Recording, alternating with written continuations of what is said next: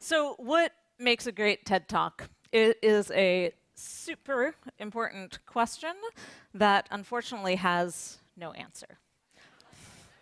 There's no formula. There's no single formula for a TED Talk. There's no shortcut. There's no silver bullet. There's no one-size-fits-all strategy. I think you all already know that. The truth is every TED Talk has to be crafted from the ground up to really authentically represent a speaker's idea and their personality. But over the years, we have found that there are certain factors that describe almost all great TED Talks, and we have found ways to both identify and articulate those factors, and I wanted to share some of them with you today. And what I want to do is do that through the lens of the almosts, sort of the near misses, the TEDx talks that almost made TED.com, the talks that we loved but lacked one critical factor that kept them from quite getting there. And this, it might sound flippant, this is actually a really important lens, because every time there's a talk we love that doesn't quite make TED.com, it honestly breaks our heart, because we see the potential. But each time it happens, it also teaches us something about how to better train speakers to give a talk that truly represents their idea and truly meets its potential. So, what makes a great TED Talk? The first thing will seem obvious, which is that all great TED Talks have an idea at their center. That seems obvious, but the way that plays out in actuality, it can be really subtle. And the number one reason that a talk that we otherwise really like does not quite make TED.com is because it lacks a clear idea in the middle of it. So one of the ways this plays out is in this concept right here, which is that a TED Talk is idea-centered. It's not just a personal story. And this is probably the number one factor we see among TEDx talks that we love that weren't quite right for TED.com. Talks that you might describe as a story of self. Somebody who is telling you their life story. And often these talks are so compelling. They're popular, they're smart, they're meaningful. They provide this really interesting lens on local culture. But if a story about yourself is not wrapped in an idea, then it's just a biography. It's not quite a TED Talk. And so let me show you one example. This is Ali Taleb Al-Morani from TEDx Sana. في 2004 واحد من أقاربي أخذني المسجد. قال لي يا علي هتوقف هنا هتشحت معك تقريرك الطبي وأي مبلغ هيطلع هنقسمه بالنص. في 2008 كنت أصغر مدير تحرير لأهم برنامج يومي في المملكة العربية السعودية. And he gave this incredible, passionate story about the transformation of his life. But the problem was that he never actually articulated an idea around it. He told us the facts of his life, but he didn't give us the takeaway message. And this is something that comes up very frequently, both for us in the conference and for all of you with your events. And there can be a somewhat simple solution, which is to encourage people who, when they come to speak, not just to tell their life story, but to extract meaning from it. To try to figure out what is the biggest lesson of their life. Is it to overcome obstacles at all costs? Is it to not believe what other people assume about you? Is it to see what you lack as an opportunity? These, of course, sound a bit like cliches, and it's actually okay that these aren't the most original ideas, but an idea you've heard before wrapped in a story that you haven't can be incredibly compelling. I wanted to give you two counterexamples of talks that did work perfectly. So Amy Purdy, talking at TEDx Orange Coast, it's a talk to go watch where she's telling the life story of becoming paralyzed, I believe, from the knees down, and how she overcame that and continued. She's a professional snowboarder. She was also on Dancing with one of the dancing shows in the US, I think Dancing with the Stars. Or So You Think You Can Dance? Somebody here knows. Stella Young, I'm not your inspiration. Thank you very much for rejecting the idea that because she's disabled and she's speaking to you, that she called it inspiration porn. She's like, I'm not your inspiration porn. Another example, this was a talk from TEDU, the attendee stage at TED Global. And this was a talk, a young couple whose child had had a stroke at birth. And Kelly and I actually curated this TEDU, and we put them on the stage not thinking that this talk would make TED.com, because making TED.com is not the end-all and be-all. Sometimes you just want talks that are for the room, that just introduce people to the audience. And that's what we actually thought this talk was. It was a wonderful personal story about this couple from Italy. But in the end, actually, the talk really worked. They had this beautiful way of thinking about their son's illness, of seeing what he had not as a lack, but as an opportunity. Again, it may sound like a cliche, but it came across with such authenticity and was incredibly moving. So the next thing that makes a great TED Talk, or the next way to think about ideas in a TED Talk, is that a TED Talk is not just a lecture. Now, this is another concept that can be a little bit tricky to describe. It's hard to describe the difference between a lecture and a TED Talk, but I think of it this way. A lecture just delivers facts. It delivers a series of facts that teaches you something, whereas a TED Talk has an idea at its center. We see this quite frequently. There are talks that deliver like really interesting series of facts, but they just don't quite add up to an idea. And let me give you an example. It's actually my favorite example of this because I love this talk. This is Christopher Gaze, the head of the Shakespeare Festival in Vancouver. Shakespeare surrounds us. The Shakespeare we're enormously familiar with, but the Shakespeare that we know and we don't know. And of course, every day, we're quoting Shakespeare, but we don't know it. I see, I love this talk so much, I'm like, go on. Because that's the kind of talk it is, right? He's brilliant. He is so articulate. He's so eloquent. He has a great British accent. He clearly knows his stuff. He is passionate. And but the problem was he told us all of these things about Shakespeare. He gives us all of these quotes from Shakespeare that still pervade us. He told us things about Shakespeare's life we didn't know, but he never actually articulated an idea. And what was frustrating is I knew that he had ideas, but he just sort of hinted at them, but he never articulated them. And so it came out as a series of facts that were just wonderful to listen to, but didn't have a center. And so what he could have done is just add that, just a framework at the beginning that said something like no one else before or after, Shakespeare gave us the language to understand our modern human experience. That is why we still quote him. That's why he's still relevant today. That's all that talk needed to bridge it from a lecture into a TED Talk. I want a do-over on that one. All of these talks, actually, I really want do-overs on. So one great counterexample to go watch is this talk by Parul Sehgal on TED.com. And her talk, like Christopher's, is very much a love letter to literature. Really what she's talking about is books and authors that she loves, but she does it through this lens of envy. And what she says is that envy is the least understood human emotion, and one that we shun, and that the only way to properly understand it is not through psychology, but actually through literature. And that gave her the framework to kind of delve into literature in really beautiful ways. So now here is another really challenging aspect of the idea-centeredness of TED Talks that comes up quite often. A TED Talk is about an idea and not an issue. Now, so many TED speakers are oriented toward social change. And this is one of the things we really embrace, right? TED speakers are people who see a problem in the world and they set out to correct it. They want to inform you about it and change your mind about it. They want to change the world around it. But there is a difference between an idea-based talk and an issue-based talk. And idea-based talks, they're energizing and captivating, and they kind of awaken you to a world of possibilities. And issue-based talks can be exhausting because they hammer you with problems without providing a solution. So there are three ways to think about this. One is that an issue exposes a problem, and an idea proposes a solution. They're flips of the same thing. Almost every time you have an issue-based talk, you can flip it into an idea-based talk just by changing its perspective. Another way to think about it is that an issue-based talk leads with morality. This is wrong. An idea-based talk leads with curiosity. Another way to think about that, an issue says, isn't this terrible? And an idea says, isn't this interesting? And almost every issue-based talk can be flipped. And I want to show you actually a positive example on this front. So I'm going to show you a clip from a talk by Julian Treasure. He's given around 5 TED Talks, all of them actually on the attendee stage at TED Global, and he's an expert in sound. And he approached us with an idea that we found very intriguing.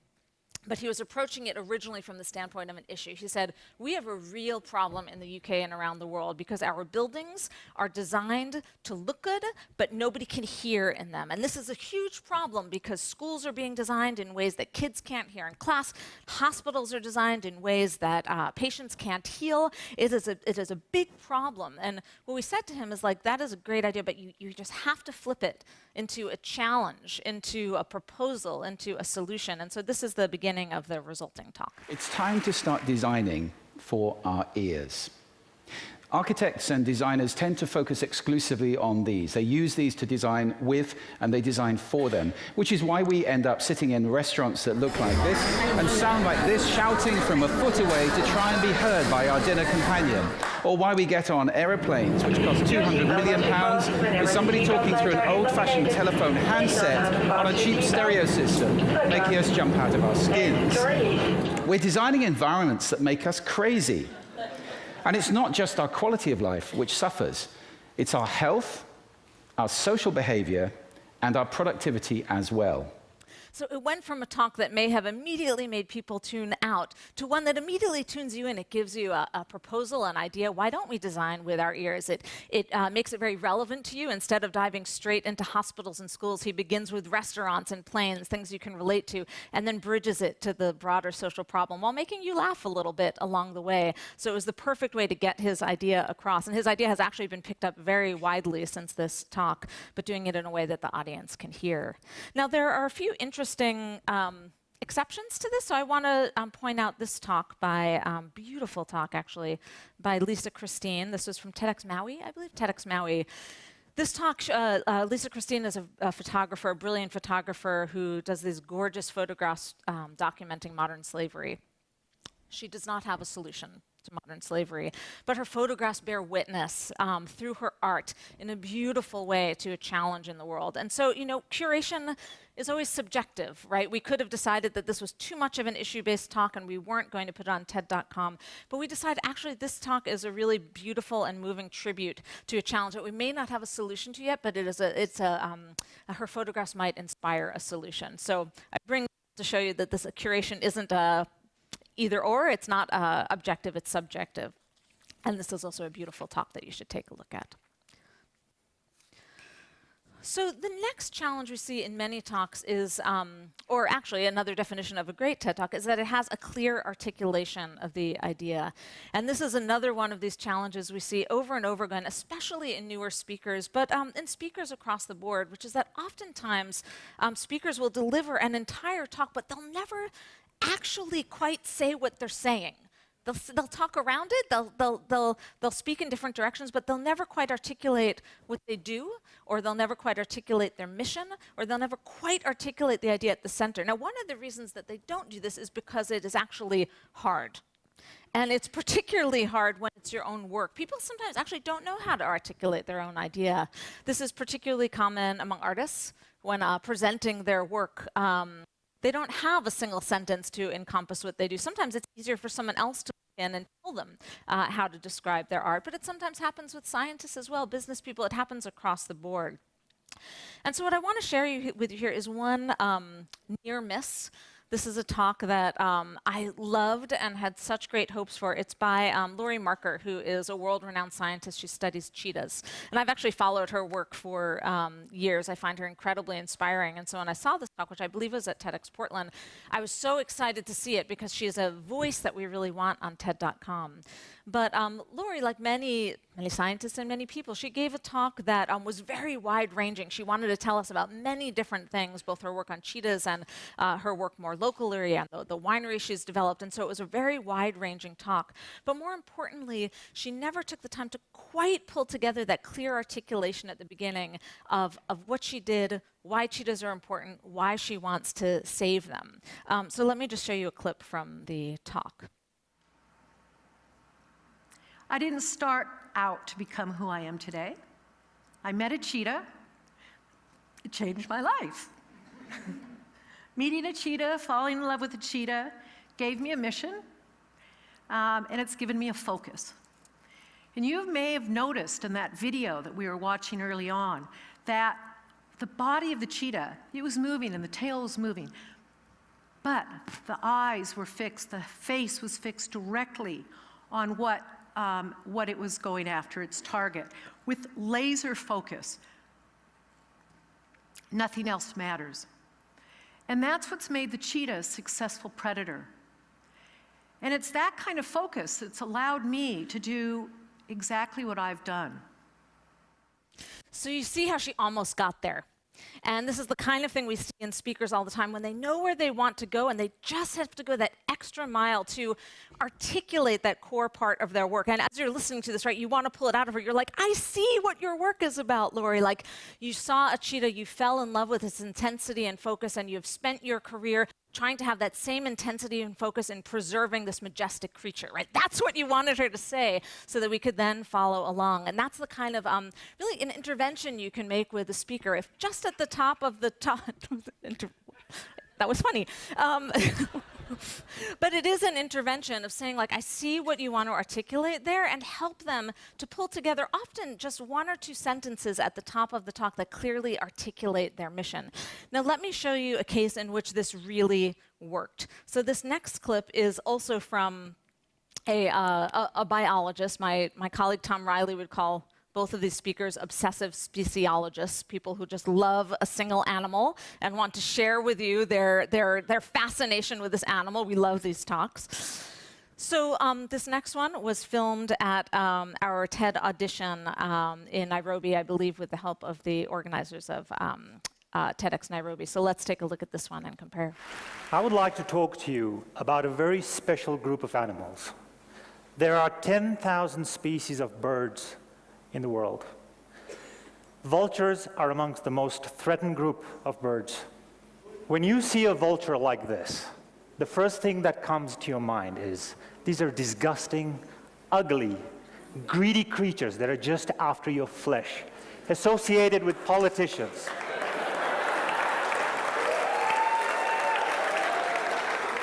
I want to change that perception. I want to change those feelings you have for these birds, because they need our sympathy. They really do. And I'll tell you why. Right? You want to hear what he's about to say, because he is like crystal clear and persuasive, and he pulls you, and he knows, you know, even if you are not at all interested in vultures, and let's face it, I actually can almost bet that there is no one in this room that was interested in vultures 30 seconds ago, but now you kind of want to know. And he really put that time in the beginning to persuade you and pull you in. Now, the interesting thing is, too, this speaker, as you might imagine, remains quite focused on target throughout his talk. But if a speaker is super targeted and focused like this at the beginning of the talk, everything else can be forgiven. Like, they can wander, they can be their own selves, they can go off on some tangents, but as long as people know from the beginning what journey they're going on, they're really bought into taking that journey. So another thing to think about there is thinking about the very beginning of a talk and how it pulls you in. And so that's what we're going to get to next. Now, the next aspect of a great TED Talk is that it is focused. This is a challenge that many of you work on with your speakers all the time. TED Talks are short, 18 minutes at most. It is enough time for a single idea, and sometimes only half an idea. You cannot pack more than one idea into a talk, and for many speakers this is painful because there's so much that they want to convey, there's so much that they want to tell you about their work. And one technique that I found over time is that it is really useful to frame it up for speakers as one of the many TED Talks they'll give in their life. This is your first TED Talk. You have other TED Talks. This piece of your talk belongs in a different one. So here is an example of a near miss, a talk that begins a bit too broad. I want to tell you a story that begins 4.5 billion years ago, the creation of this planet called Earth. About 1 billion years goes by until the first signs of life start swimming around in the primordial oceans. A few more billion years go by till 50,000 years ago, the first modern humans start walking around this amazing planet. Something really interesting happens about 38,000 years ago. Okay, so this was actually a talk on big data. And that is funny, but I say that with love and respect because it is actually a very good talk, but it starts too broad. And actually, this particular trend is one that we fight all the time. Speakers often want to begin with the beginning of the universe, but you don't have time in a TED Talk. So even it took them quite a while to get to 50,000 years ago, but big data is like 50 years ago. So the point is trying to bring them in. And the truth is, like, if you have 45 minutes, start at the beginning of the universe, because there is a thread to be drawn there. But with a TED Talk, you have to get with laser focus into exactly what it is you want to tell people about, and from the beginning, bring them into that journey. So an overly broad beginning is a common mistake. Another way that this plays out is in speakers who give a talk on like sort of overviews, many different aspects of their field, and then in the last 2 minutes of the talk, they tell you something new. And you're like, why didn't you give the talk on that? That's the talk. I knew everything else. So that's another thing to watch for in your speakers when they're trying to give you all the background in their subject area before they get to the thing that's new. The thing that's new is often the thing that should be the TED Talk in itself. So finally, one more aspect of a great TED Talk. A great TED Talk starts strong. Now, we made the decision from the time we first put TED Talks online that we would intentionally make TED Talks start strong. So I think many of you know this. We do edit the talks that go online. And one of the things we do deliberately is that we often cut out the speaker's own introduction. So if they come up to stage and they say, like I did at the beginning of this, I was like, thank you, Jay, lovely introduction. And sometimes they're like, great lunch, what about that chicken? That previous speaker was so great, it's wonderful to be here. It's fine in the room, it makes the speaker feel comfortable, it makes you feel comfortable with them, but it is completely boring online. We cut all of that out, including sometimes their opening jokes, so that the talk online begins at the moment they really begin, and it pulls you in and it does not let you go. And the reason we do that is that online viewers are just exquisitely vulnerable to distraction. If you give them the slightest chance to do something different, they'll start reading an email or they'll start a web search, and they don't mean to, but they're just gone. They're distracted and they leave. So you need to pull them in right away. So I want to give you two examples. One first of a near miss of a talk where the speaker, who is a great speaker, he has a talk on TED.com, just didn't focus on the introduction to his talk. Hi. I want to talk about why happiness is a serious issue. In fact, why I think it's probably the most serious issue. I was quite excited to be coming to your city, home of Barcelona. I didn't put a picture up of Messi today because I thought maybe. But I was remembering your Olympics, and it's obviously a few years ago, but I remember these amazing images of these divers over the city, and a few other things from the Barcelona Olympics. And of course, we in London, in my city, we had the Olympics last year, and to be honest, most Brits were dreading it. So that is Nick Marks. He is incredible. He has a great talk on the happiness index on TED.com, but he was just warming up the crowd. Two things to think about here. One is to encourage your speakers to think about the beginning of their talks. And the second is, you can edit that out. Just so you know, when you put up TEDx talks, you also can edit out the beginning and help them and start those talks at the moment when they really take off. Let me give you a great counterexample. This is Scilla Elworthy, an extraordinary woman talking about nonviolence at TEDx Exeter. In half a century of trying to help prevent wars, there's one question that never leaves me. How do we deal with extreme violence without using force in return? Right. So she just pulls you in quietly, in her own way, and the second you watch those first 5 sentences, you cannot not watch the rest of that talk. That's the power of a great beginning, and a great focused beginning that lets the audience know exactly where they're going to be taken in the talk. So these are a few of the factors we think about when we think about what makes a great TED Talk. And the last one I want to leave you with is this. Great TED Talks are authentic. As I said before, there's no formula, there's no silver bullet, there's no cookie cutter approach that will create a great TED Talk. Great TED Talks are truly authentic to the person giving them, to their personality, to the pace of their speech, to their idea. And that is the challenge of working with each individual speaker, not to apply a formula to them, but to help them to craft up from their roots an authentic talk that feels right to them. So you can listen to these factors and think about them, but at the end of the day, it's to truly bring out what is true in a speaker and idea on the stage.